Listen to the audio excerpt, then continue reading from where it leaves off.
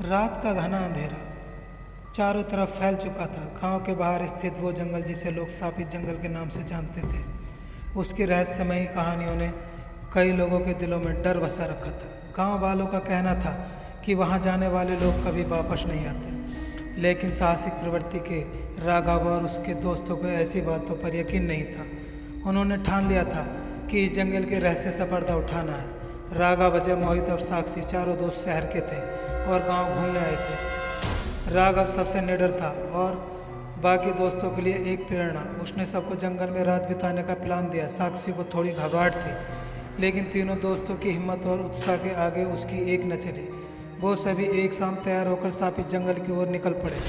रास्ते में गांव के कुछ बुजुर्गों ने उन्हें रोका और चेतावनी दी, बेटा उस जंगल में मत जाओ, वहाँ आज तक कोई जिंदा नहीं लौटा।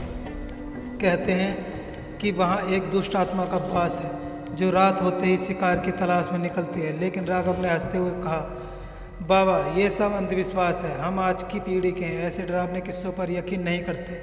जंगल में प्रवेश करते ही माहौल बदल गया। दिन के उजाले में भी जंगल के अंदर का अंधेरा घना था। पेड़ों की शाखाएं आपस में उलझी हुई थी, जैसे किसी विशालकाय जीव के पंजे हों। पक्षियों की चहचहाहट बंद हो चुकी थी और हवा में एक अजीब सी घुटन महसूस हो रही थी। जंगल के अंदर जाकर उन्होंने अपना कैंप सेट किया।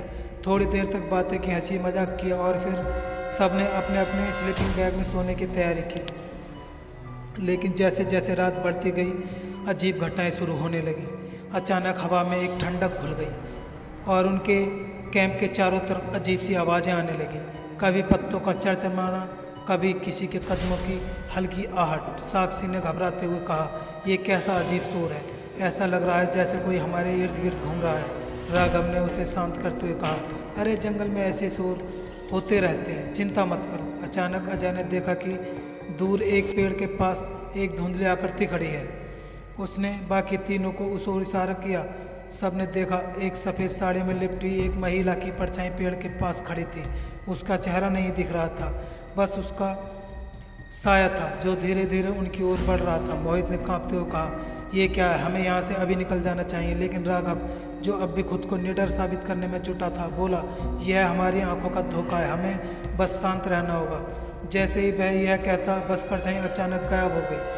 चारों दोस्तों का दिल तेजी से धड़कने लगा। जंगल के भीतर एक अजीब सी खामोशी छा गई थी, मानो कोई बड़ा तूफान आने से पहले की शांति हो। थोड़ी देर बाद साक्षी के कानों में किसी की सिसकियों की आवाज़ सुनाई देने लगी। वो उठकर चारों ओर देखने लगी, लेकिन कुछ दिखाई नहीं दिखा।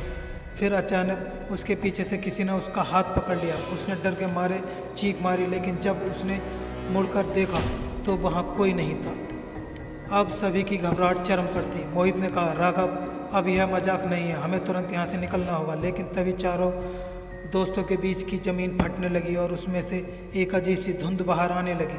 उस धुंध से एक कंकाल जैसी आकृति निकलने लगी। उसकी आंखों से आग की लपटें निकल रही थीं और उसकी हड्डियां खड़खड़ा रही थीं। उसने एक भयानक चीख मारी और राघव की ओर बढ़ी। राघव ने भागने की कोशिश की, लेकिन उसके पैर जमीन से जैसे चिपक गए थे। उसकी आंखों में मौत का डर साफ झलकने लगा था। वह भूतिया आकृति राघव के सामने आई और बोली, तुमने हमारी शांति भंग की, अब तुम बस मरोगे। राघव ने कांपते हुए कहा, कौन हो तुम?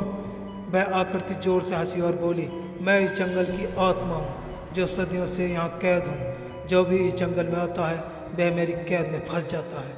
अब तुम्हारी बारी है।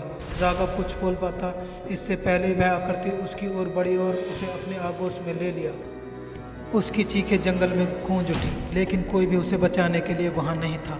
मोहित, अजय और साक्षी ने यह दृश्य देखा और वे भागने के लिए अपने पैरों पर जोर डालने लगे, लेकिन उनके शरीर ठंड से जमने लगे थे, मानो किसी ने उनकी आत्मा को जकड़ लिया हो। वो तीनों गिर पड़े और उनकी आंखों के सामने अंधेरा छा गया। सुबह की पहली किरण के साथ गांव के कुछ लोग उस जंगल के पास से गुजर रहे थे। उन्होंने देखा कि चारों दोस्त वहां बेहोश पड़े थे, लेकिन उनमें से कोई भी हिला नहीं। जब वे पास आए तो उन्होंने देखा कि उनके चेहरे भय से सफ़ेद पड़ चुके थे और उनकी आंखें खुली हुई थीं, लेकिन उनमें कोई जीवित नहीं था। गांव वालों ने कहा, यह भी सापित जंगल की भेंट चढ़ चुके हैं। उनकी आत्माएं हमेशा के लिए इस जंगल में खो चुकी थी और अब वे भी इस दुष्ट आत्मा का हिस्सा बन चुके थे, जो हर रात नए शिकार की तलाश में रहती थी। सापित जंगल का रहस्य अब भी अनसुलझाता था और उनके अंदर का अंधेरा कभी खत्म नहीं होने वाला था। दोस्तों, अगर आपको मेरी कहानी या मेरी स्टोरी पसंद आई हो तो मेरे चैनल को लाइक और मेरे इस चैनल को सब्सक्राइब ज़रूर करना। धन्यवाद।